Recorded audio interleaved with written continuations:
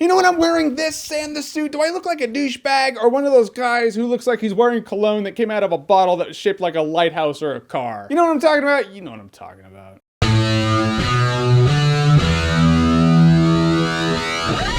Grown Ups 2. So Grown Ups 2 is the sequel to the comedy masterpiece Grown Ups. Actually, it's not a comedy masterpiece. I don't know why it got a sequel at all. Some people enjoyed Grown Ups. I didn't. I just saw it as another Adam Sandler movie that he's phoning it in on just to get more money with a cheap, quick, unfunny comedy. And now we have Grown Ups 2 that carries on that tradition. Again, this movie has Adam Sandler, Chris Rock, David Spade, Kevin James, and most of them are married to women who are too hot for them to get in real life. Which is funny because they addressed that in the movie, so right there I was like, all right, you addressed that. And them and their kids start getting into some adventures, and here's Grown Ups 2. Alright, so I thought this movie would be a complete piece of shit. For the most part, it is. But there were a couple of times where I was like, all right, I'll give you props for that potential. There's a difference between potential and reality. Ultimately, this movie suffers from what I remember Grown Ups 1 suffering from. I only saw it once in theaters like 3 years ago. That's my reference. Which is every scene is an isolated scene. It's like, oh, here's this scene, this happens for the sake of this joke, and you move to another scene, which does the same thing, and another scene, and rinse and repeat. It's like when you're really high, not that I would know, I've heard,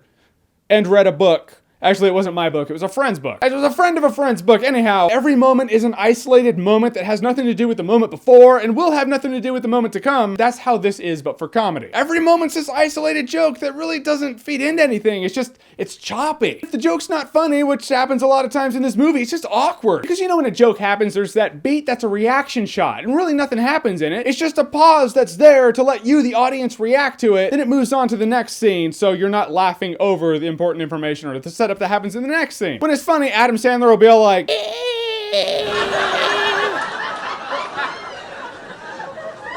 if it has that pause that lets you laugh it out of your system before the next scene, it works. But if it's not funny, it still does have that beat there for you to laugh at, but no one's laughing and it's all awkward. It's all like,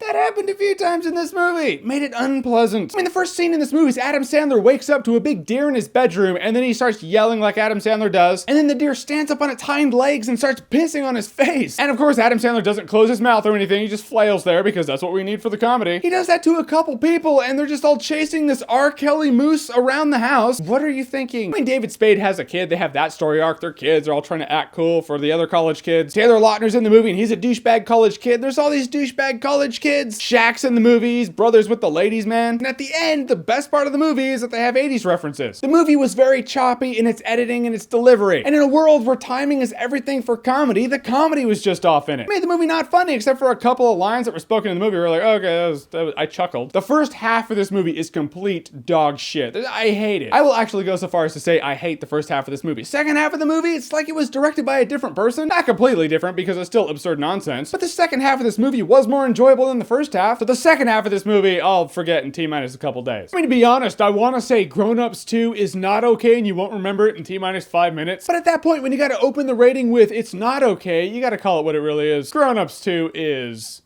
dog shit. That's right, apparently I averaged down in my solid mathematical score that is my rating system. Actually, it's not math, it's just my opinion. But I won't recommend the movie to anybody, and this is the second time they've dragged me through these coals. And I would like to thank Andrea Sipple for making my YouTube banner. I said on Twitter, whatever banner I use, we'll give a shout out and a thank you to the person who made it. So Andrea Sipple, thank you. Seriously, look at that thing. I look like a maniac. I love it. So Grown Ups 2, did you see it? Did you like it more than Grown Ups 1? Did you like Grown Ups 1? Just wondering about the Grown Ups thing for you. Whatever you think, comment below, let me know. And as always, if you like what you've seen here and you want to see more, click right here to see more.